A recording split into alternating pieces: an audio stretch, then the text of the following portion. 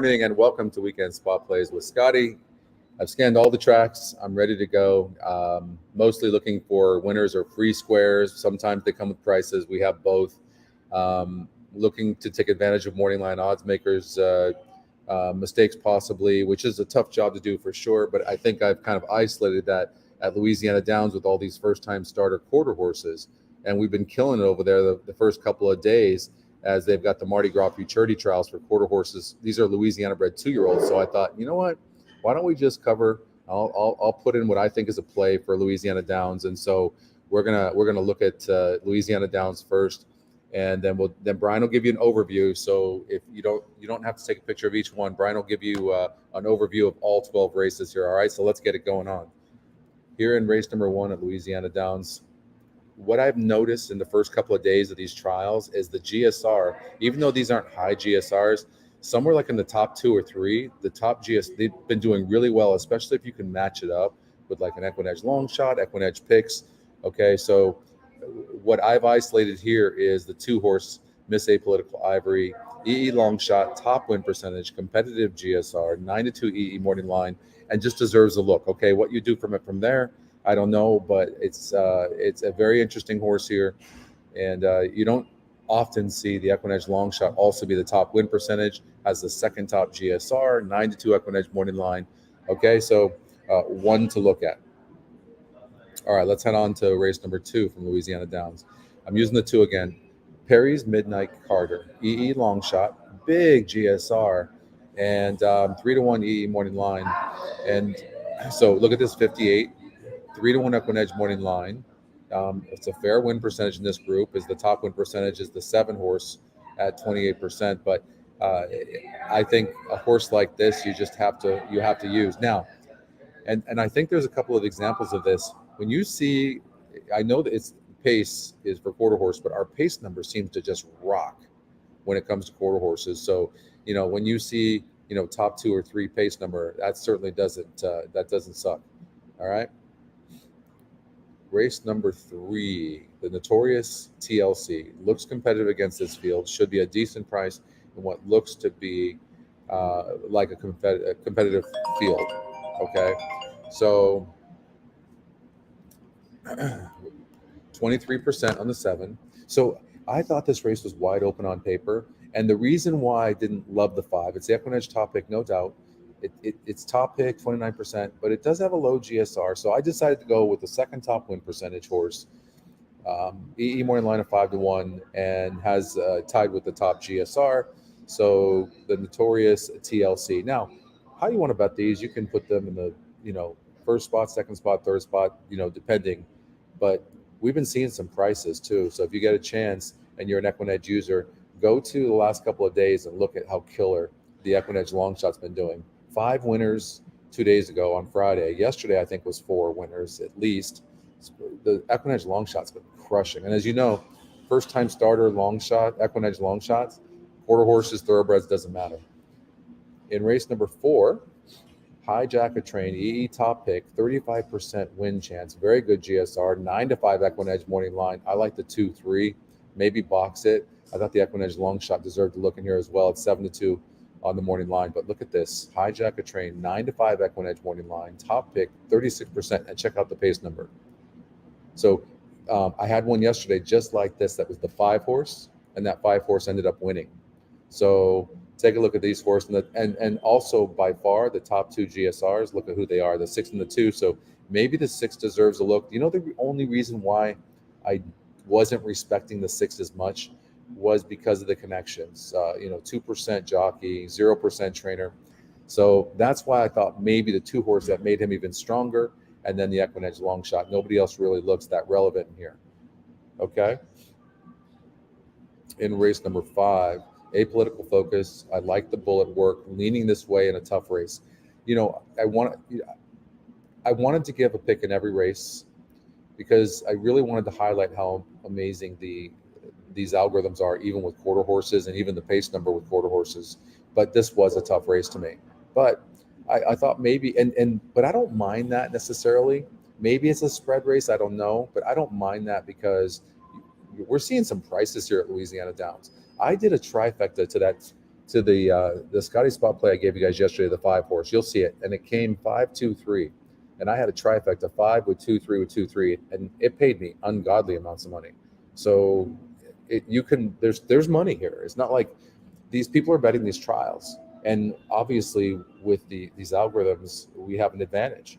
But I like the 3 horse. Again, today I decided to kind of stick with the GSR. It's just such an amazing algorithm, but you do need to have some of the other metrics that are kind of pointing this way. It was 22%, so tied with the 1 horse, 7-2 EquinEdge morning line. So maybe take a look at Apolitical Focus, and you might even get 5, 6, 7-1. Here in race number 6, he's a babe. This outside post, I thought this horse could be sneaky in here. It's 9-2 on the EquinEdge morning line, and this horse here is going to probably be the horse to beat. Definitely. I mean, the connections are kind of small, but they don't win very often. And the only reason I'm going away from this, there's a couple of reasons. 1, 7-2 on the EquinEdge morning line. 2, 0 for 8 jockey trainer combination. But that being said, it does have a huge GSR and it has a huge win percentage, so I wouldn't leave it out. I thought it was weird it wasn't in the EquinEdge top picks, so I'm kind of going with a long shot play here in the 7 horse, who, by the way, is EquinEdge's second pick. I know there's a lot going on. I'm not going to do a Sunday today. I've been dealing with the flu, so I will tonight. Hopefully, I'll be able to get a chance to just sit down in the hotel room. I'm in California right now, and I'll put it together, and then I'll send out Sundays tomorrow. I think there are like 2 or 3 Sunday plays already. Okay. Let's get to race number 7. And top EE pick, 5-2 EE morning line, a good GSR and win percentage with this group. Seems like the horse to be double X Perry. 5-2 on the EquinEdge morning line. You're never getting 10-1. Top EquinEdge pick, 24%, and tied for the top GSR. Just looks like a horse that you have to watch out for. Race number 8, the 5 horse EE top pick, 44% win chance, very good GSR, 2-1 EquinEdge morning line, and I thought it was a 5-1 exacta. This horse, also this 5 horse, look at this. Not only 2-1 EquinEdge morning line, 44%, has the second top GSR tied, but look at that pace number and that 44%. S5 looks really good, really good. Here in race number 9, Separate Fire. Again, you don't have to copy this down. You'll be able to take a picture. Brian's going to, as soon as we're done here with race number 12, Brian will give you an overview of it, and you can take a picture of it, okay? EE long shots, 7-5 EquinEdge morning line, 7-3 exacta. I was surprised to see 7-5. It's got the second top win percentage, and it's the EquinEdge long shot. And one of the factors in here and not using the 3 for me was and it can't be your only factor, by the way, too. I've lost a lot of races where win percentage, EquinEdge pick, GSR was going towards a horse, but for whatever reason, the EquinEdge morning line was 4-1 or 5-1 or something, and those horses have won, and I've gotten beat. So you got to be careful not to just let one metric get you. Sometimes I let the EquinEdge morning line, honestly, affect me too much. So be careful with doing that. But I mean, obviously the 3 horses a player, but I thought maybe we could get a price with that 7-5 EquinEdge morning line. Look at that. Pretty dominant.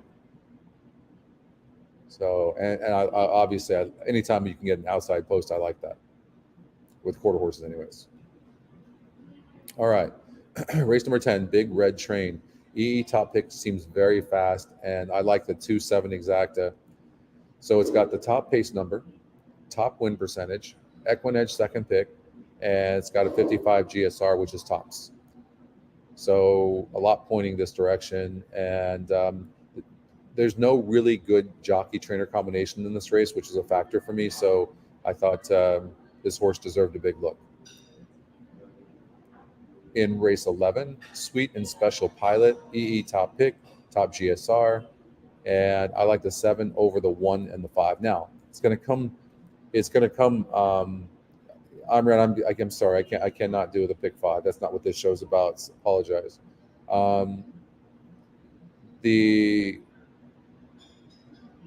It's going to come down to the betting. So you can do exacta boxes or whatever you want to do. I was just putting the 7 on. When you see me do this, it's just that I like the 7 best. So maybe you would do a bigger 7 with 1.5, or and then come back with a smaller 1.5 with 7. But here's another thing too. You know how many times I've seen where in this situation where the 7 wouldn't run or break bad or something, and then the 1.5 gets in there. Happens all the time, right? So just you might want to watch for that.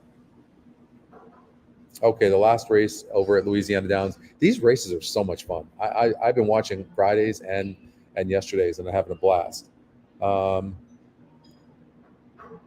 TJ's Dash and Train, top EE pick, 36% win chance, top GSR, 7.5 exacta, 37% win.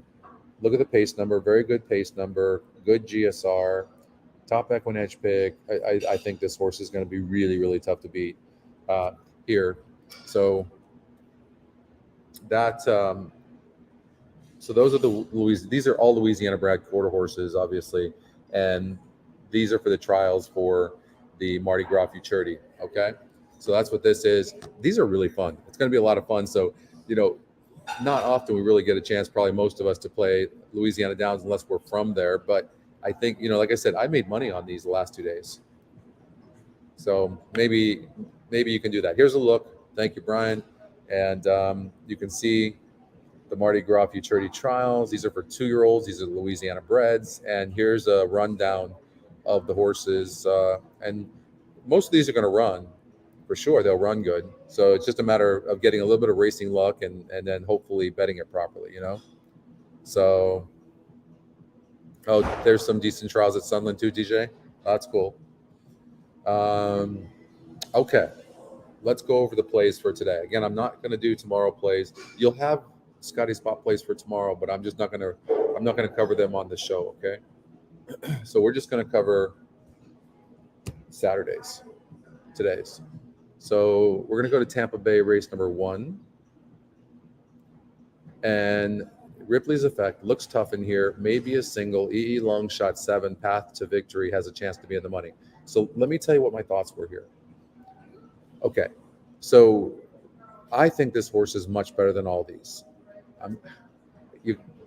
The only asterisk I'm going to put is that this horse faced the 6 horse last time out and was the lukewarm favorite in the race, and he's back in here and he broke 8th and didn't run. So I don't, but they're low win percentage connections.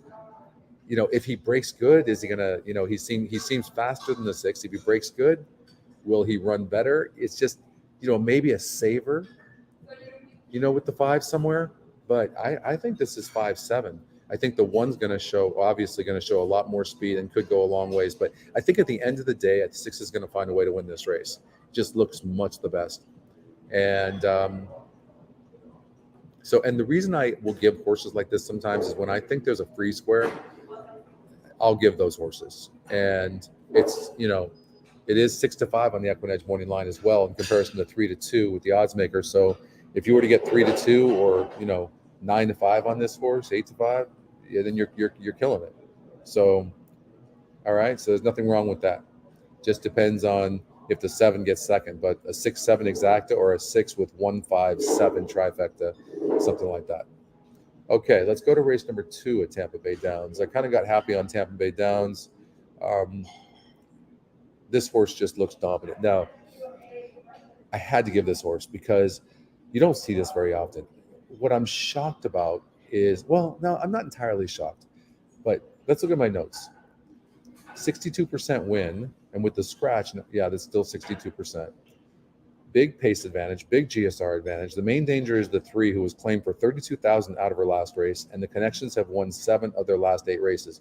Chalky won 3. Now, 1, I don't know if you're playing a horizontal, but if you are, it's only the 1 and 3, and probably just the 1. But what I found was, look at this. The Connections here with Camacho and Rodriguez, who claimed this horse for $32,000. Now he puts this horse in for maiden special weight here. They've won 7 of 8 races, and this horse has 23%. So, it's really like always, it's going to come down to how you bet it. But I mean, it's going to be very, very difficult to catch this horse. Very, very difficult. So, but this 3 is going to run a good race, and I'm going to guess he's going to be much improved. Plus, they're the top GSRs as well. Okay. Race number 3, the one horse. So here's my note. Think she was given her first start. GSR goes up 8 points on the stretch out, and the favorite has been a money burner. So that's got to be part of your decision making as well, guys. Right? When you think that the favorite is vulnerable, and then you like a horse that it should improve. You don't know if it's going to win, but it should improve. And I'm going to show you why I think improve. So if you look at the one horse, first thing we see, it's only raced one time. It only lost by 9 3/4 lengths. It was only 3% chance of winning. It had a 63 GSR and it faced a 50 group. Okay, now look, it's stretching out.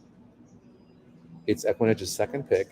It's going from a 50 SOR to a 44, 3% to 16%, and a 63 GSR to a 71. These are the ones that are all day. And then on top of that, you have a favorite that's burned money in the 5 horse.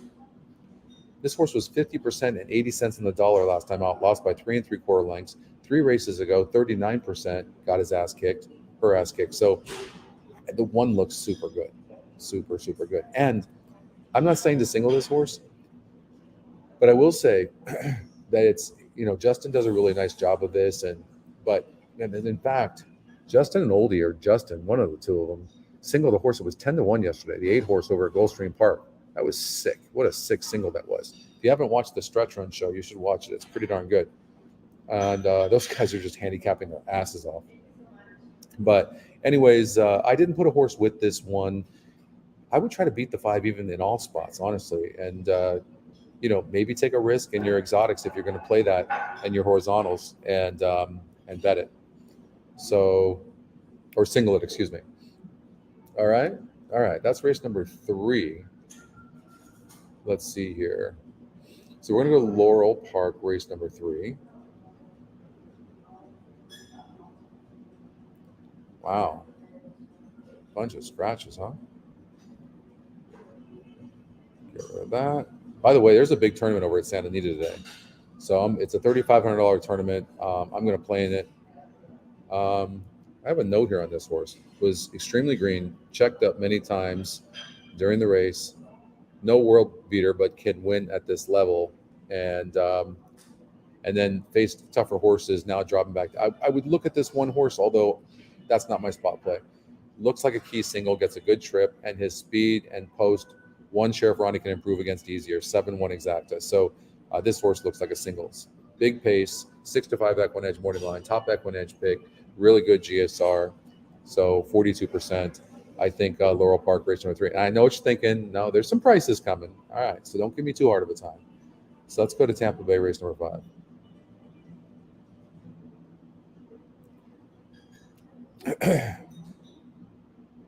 Okay, a first-time starter here, 3rd degree. EE, top pick, 6-1 EE morning line, big GSR, and not the toughest of fields. So I would use in all spots. Now, obviously, first-time starters are tough. We don't, hard to predict. But, I mean, this is just not a strong field. This horse burned money. And, I mean, as crazy as this sounds, I think I'd like this horse better if it was the EquinEdge long shot, because EquinEdge long shot first-time starters do so well. But the win percentage is kind of low, but I also don't love the 10 horse, who's EquinEdge's second pick. It can win if the 9 doesn't run, of course. But look at the GSR on this 9. It's a very good GSR.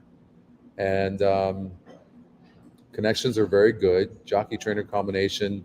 Look at that. This is the one we were just talking about. They've won 7 of 8 races, so watch out for that. Okay. So look at that. I actually missed the connections. I missed that. I'm going to update my notes to that. Look at that. That doesn't suck, does it? Look at that. Top EquinEdge pick. 6-1 EquinEdge morning line. Here's the thing. If you were to single a horse like this, there's a lot of people, they can't read first-time starters. They don't have, if they're not using EquinEdge, they don't, excuse me, they don't see this, right? So if you were to single a horse like this, you know what an advantage you would have in the other legs, and you'd be able to spread? Now again, you have to be okay with losing, 3 or 4 of them, or 3 of 4 of them. And if you're okay with that, then when you do hit, you're going to have a chance for a big score. By the way, Gulfstream Park race number 1 is coming up. And I am playing in the tournament, so I'm going to kind of try to rush through this. I would like to play that. Fairgrounds race number 2, number 5. All right.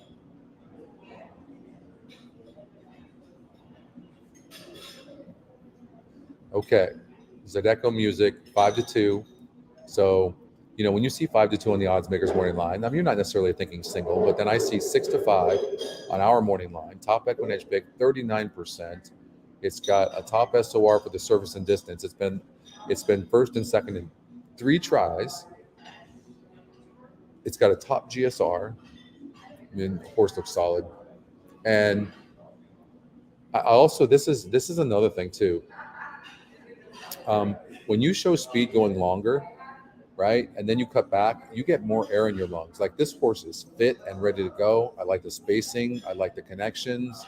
And I think this horse is going to be super, super tough. And if I had a little bit of a concern, I want to see this horse sit behind the 2 and the 3 because of their speed. And the 7, I'm worried a little bit about the 7 pressing the 5, and then the 5 horse being in between horses. But even if that does happen, I still think this horse is the best horse. But if I had a little bit of concern, that would be it. All right. Tampa Bay race number 7.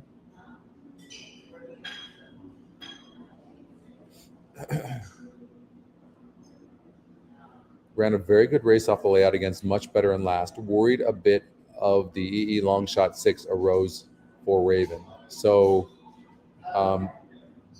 this horse, I think this horse looks super. Like, broke bad last time out, only lost by 2 3/4 lengths against a 64 group, and now is facing a 56 group. The win percentage goes from 2% to 25%. Top EquinEdge pick. There's going to be some speed in here. I think, though, and I also thought this horse was vulnerable to stop Driftwood, and I know it certainly could get away, but this 8 horse seems to need the lead for its best as well. So I'm hoping it presses, and that will set it up for both the 6 and the 2 from behind. The 3 horse, I guess you do have to give this horse a little bit of a look. It is going from 8% to 20%, and it's dropping in class as well. But the reason I didn't put it in there is because it barely beat a 50 group 2 back. So, I think the 3 is maybe more for the exotics. I like the 2. And the thing I do like about the 6, though, is this horse, well, I think it can rate some. And the reason I say that is if you look 4 back, it was 1.5 lengths back at the second call. So the 6 will be sitting behind in the perfect garden spot. And the 5 and 8 are going to go, and the 1 might even go from the inside, and the 6 could be sitting in 4th in a garden spot. And then here comes the 2. I'm seeing that's kind of the trip I'm envisioning anyways. Nope, this is my own personal handicapping, Anthony. My own personal handicapping, no algorithm.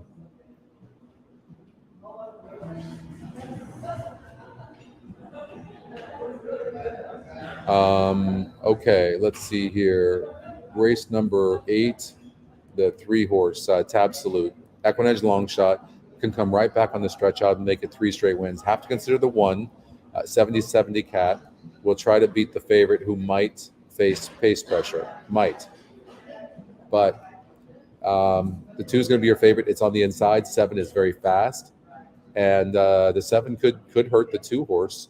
And so I thought maybe try to beat that horse. And then I think Tab Salute is a really nice long shot, EquinEdge long shot. So, and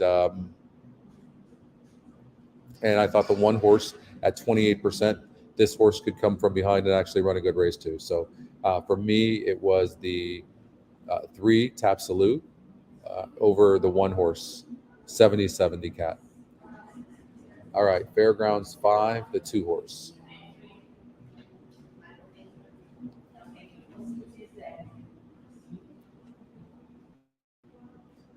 All right, we're going to go over the Fountain of Youth here in a second. This is the last one other than the Fountain of Youth. Free square, 59% win percentage, top GSR, huge pace advantage, 2-3 ice cold exacta. That's what I'm seeing, 2-3. Okay, Brian can. Well, no. Before you do that, let's go to the Fountain of Youth.